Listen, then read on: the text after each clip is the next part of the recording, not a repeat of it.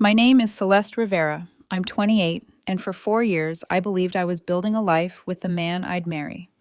His name is Nathan. When people asked me about proposals, I used to smile and change the subject. Secretly, I already had little daydreams of what the moment would look like. Nathan dropping to one knee somewhere unexpected, my hands shaking with surprise, both of us laughing because it was always a little messy with him. Nathan had this energy about him, impulsive, dramatic, ambitious to the point of exhaustion. He was chaos in motion, and I was the anchor. At least that's how he described me, his stability. At first, I thought it was a compliment. Later, I realized it was more like a cage. He was broke most of the time, juggling freelance gigs, trying to figure out if he wanted to be a designer, a photographer, or a musician. He was also still helping his mother with hospital bills. And because I loved him, I stepped in wherever I could. Rent? I usually covered it. His car? When it broke down, I paid the mechanic.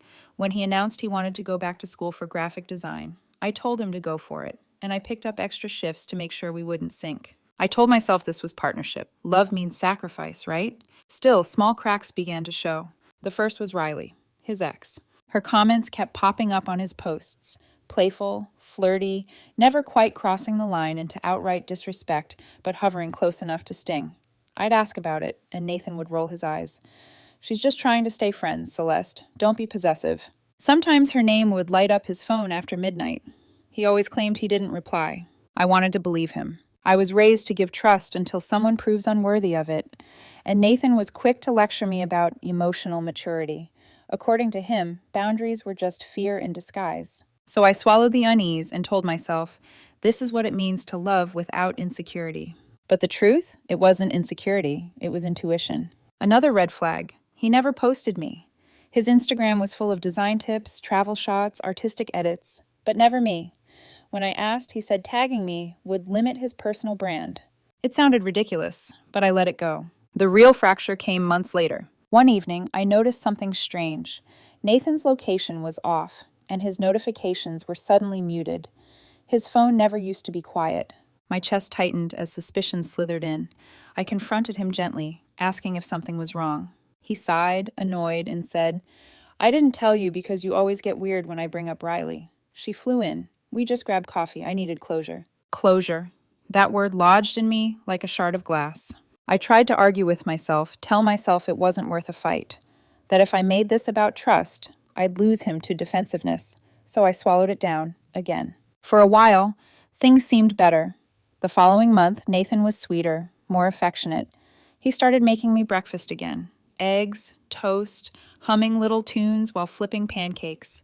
He asked about my work, curled against me on the couch, traced his fingers absent-mindedly down my arm, like he used to when everything was still new. It felt like we'd turned a corner. I didn't realize it then, but he was softening me up, preparing me for something I never could have imagined. It was one of those deceptively calm Sundays. Sunlight stretched across the kitchen table, catching the edge of my coffee cup. Nathan was at the stove, humming some TikTok audio, under his breath while sliding scrambled eggs onto our plates. For a moment, it felt like we were back to normal, like the sweetness of the past month was proof we'd survived our rough patch. He set the plate down in front of me, sat across with his own, and dug in like everything was fine. Then, between bites of toast, he said it. So, I've been thinking, if you really loved me, you'd let me have one last weekend with Riley, just for closure. He said it casually, like asking me to pick up milk on the way home. I froze, fork suspended in the air. For a second, I thought he was joking, but he kept chewing, eyes on his plate, oblivious. What? I asked, my voice low. I'm serious, he replied, tone calm, like I was the one being dramatic. You always say you trust me, right? Then trust me to handle this like an adult. It's not emotional. It's just unfinished business. Unfinished business. The words scraped against my ribs. He leaned back, folding his arms like he was giving a presentation. I'd come back more grounded, more healed. This is about us, Celeste. About me letting go of the last bit of attachment so I can be fully present with you. My chest tightened, heat rushing to my face. You're not asking for healing, I whispered. You're asking for permission to cheat. He laughed. It's not cheating if I'm honest about it. The room seemed to tilt, sunlight glaring too bright off the window. I couldn't hear the hum of the fridge anymore, just the pounding in my ears. I didn't argue further. What was the point? He'd already twisted the logic into something unrecognizable. I finished my coffee, rinsed my plate, grabbed my keys, and I walked out. He didn't even ask where I was going. I drove with no music, no destination, just the road stretching in front of me, and that sentence echoing in my skull. If you really love me, you'd let me have one last weekend with Riley. It wasn't the act that broke me, it was the manipulation, the way he turned my dignity into a bargaining chip. I ended up at Mariah's apartment, my best friend since college. She opened the door, saw my face, and didn't ask questions, just handed me a blanket and a spare key. Later that night, I whispered the truth. It's not that he wanted her, I said. It's that he wanted me to make it okay, like my love was some kind of permission slip. Mariah's jaw tightened. That's not love, Celeste. That's control dressed up as enlightenment. I buried my face into the pillow, letting the silence answer for me. When I finally checked my phone, the messages had already started. Nathan. Celeste, can we talk about earlier? Nathan. I didn't mean to spring it on you like that. Nathan. I just thought we were past the jealousy phase. Nathan. Let me know when you're ready to have an adult conversation. Not one apology, not even a flicker of self-awareness. By morning, another text lit up my screen. Nathan. So this is how you're going to react? You just leave? I closed my phone, set it face down on the nightstand. No, Nathan, I wasn't leaving. I was preparing to disappear. By Tuesday, my decision was made. If Nathan wanted a weekend of closure with Riley, then I would give him closure he never expected. I wasn't going to scream or beg or stage some dramatic confrontation. No, my revenge would be quieter than that. I started with the lease. One visit to the property office, a signature, and my name vanished from the paperwork. The apartment no longer had any legal tie to me. Next, I went to the bank, froze the joint savings account we'd been building, closed my direct deposit into it, rerouted everything to my personal account. The utilities? I called each one, gave the shutoff date for the end of the month, even the Wi-Fi. By the time Nathan returned from his little healing trip, the comforts he took for granted would be dissolving around him. The last step was his car. I had a spare key, and for months I'd been the one who handled the maintenance payments. I slid the key onto Mariah's kitchen counter, right beside a note. You asked for time with her. This is my time away from you. Let's see what closure really brings. It wasn't dramatic, it wasn't cruel, it was just final. That Friday morning, the day Nathan was supposed to leave with Riley, his text buzzed through again. Nathan, I'm not doing anything wrong. Nathan, I told you the truth. That should count for something. I didn't respond. I slid my phone into a drawer and shut it. For the first time in years, I tasted silence without guilt. That night, Mariah dragged me out for drinks. She made me laugh, really laugh, the kind of laugh that feels rusty, like your body has to relearn how to do it. Meanwhile, Nathan was posting carefully curated snapshots, a suitcase, a wine glass, a caption, letting go of the past, finally. The comments weren't kind. Wait, weren't you in a relationship? This feels messy, dude. Sis deserved better. I watched from a burner account, each comment slicing deeper than any reply I could have written. The court of public opinion was already holding him accountable. When Sunday night rolled around, Riley vanished from his feed. His location wasn't updating. He called me 5 times. I let every call go to voicemail. The messages piled up. I thought you were mature enough to handle this. I gave you honesty. Most girlfriends don't get that. You've always been so dramatic when you don't get your way. Okay, you've made your point. Can we please just talk now? But there was no apology, no ownership, just the same arrogance, softened by desperation. I didn't answer. Nathan thought I'd be waiting on the other side of his closure. He didn't realize I was his closure. By Monday, Nathan was performing for an invisible audience. He lit candles in our old apartment, poured himself a glass of wine, cued soft music, and posted a story with the caption, "Starting fresh, centered, lighter." He didn't tag me, didn't mention me, but everyone who saw it knew. I had already sent one screenshot to a few close friends, just one, his exact words over breakfast. If you really loved me, you'd let me have one last weekend with Riley. That was enough. Nobody defended him after that. Nobody asked me to reconsider. They just nodded, stunned silent, and slowly pulled away from him. By Thursday, his stories went dark. Then came the texts. Nathan.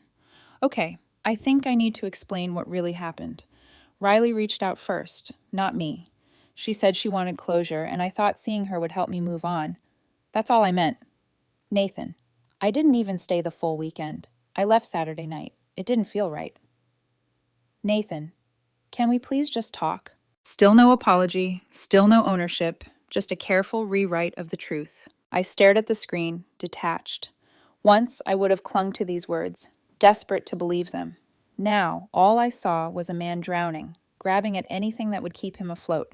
His calls started next. I declined each one. Then the voicemails came. His voice was different there, less polished, more cracked. You didn't even wait to hear what I had to say. I came back expecting you'd be here. I thought after everything, I at least deserved that. Another. Was it really that easy for you to just forget me? No, I thought. It wasn't easy. But it was necessary. Another. You said you wanted truth, and I gave it to you. And now you're punishing me for it. Why are you being so cruel, Celeste? Cruel.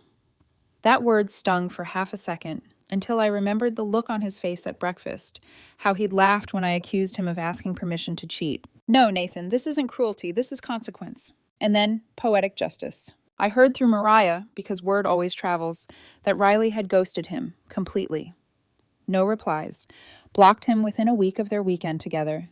He even tried showing up at one of her events, but she acted like she didn't recognize him. He burned everything for her, and she discarded him like old news. The irony tasted sweet, but the fallout wasn't over. His circle of friends, the ones who used to defend him, who used to laugh at my overreactions, began to fade out. One brunch photo appeared online.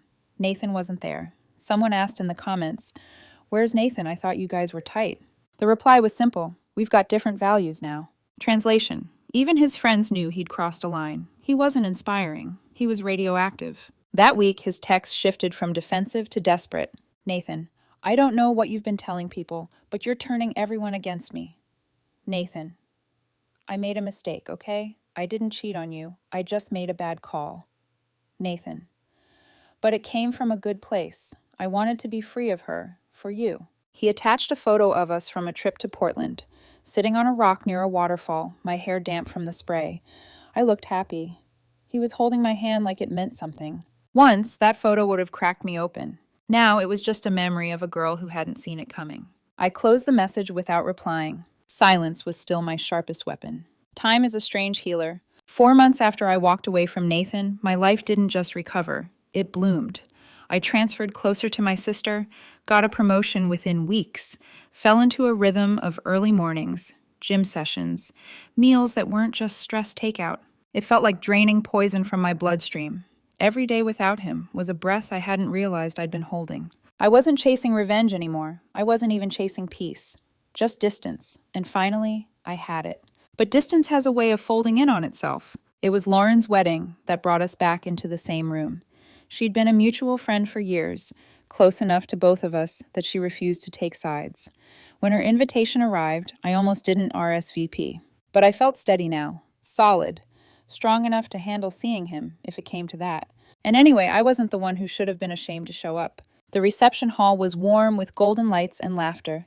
I was standing near the bar, talking to someone from Lauren's work circle when I felt it. Eyes on me. I turned slightly. There he was. Nathan. He looked smaller. His posture wasn't the same cocksure stance I remembered. His skin was pale, tired.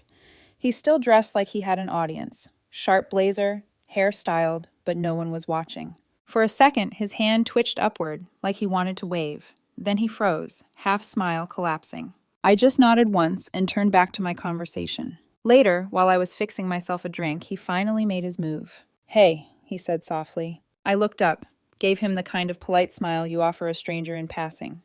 Nathan, you look well. He returned a faint smile. Thanks, I wasn't sure you'd come.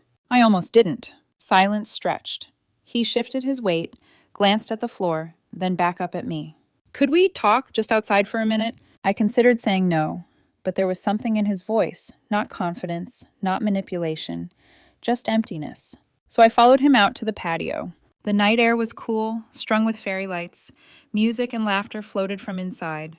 Out here, it was just us. Nathan fiddled with the ring on his finger, not an engagement ring, just jewelry, and gave a small, rehearsed laugh. You're probably the last person who wants to hear anything from me, and I get that. I didn't answer. He drew in a breath. But I need to say this. I messed up. I convinced myself that honesty made everything okay, that if I told you the truth, it couldn't hurt you. But the truth is, I was selfish, I was wrong, and I miss you every day. His eyes searched mine, waiting for me to crumble, waiting for softness. But I wasn't the same woman who'd left that kitchen table months ago. The fairy lights hummed faintly above us. Nathan's voice cracked just enough to remind me he was human, but not enough to move me. "Do you remember what you said to me that morning?" I asked. He frowned. "Which morning?" "Eggs and toast. Sunlight through the window. You told me if I really loved you." His jaw tightened. He looked away. "Say it," I pressed. "Do you remember?" He swallowed. "I said if you really loved me, you'd let me have one last weekend with Riley." I nodded slowly. "And I did love you, Nathan. I loved you enough to work extra shifts, to cover rent, to carry your dreams when you couldn't.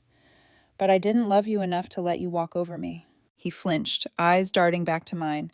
"I didn't sleep with her, if that matters."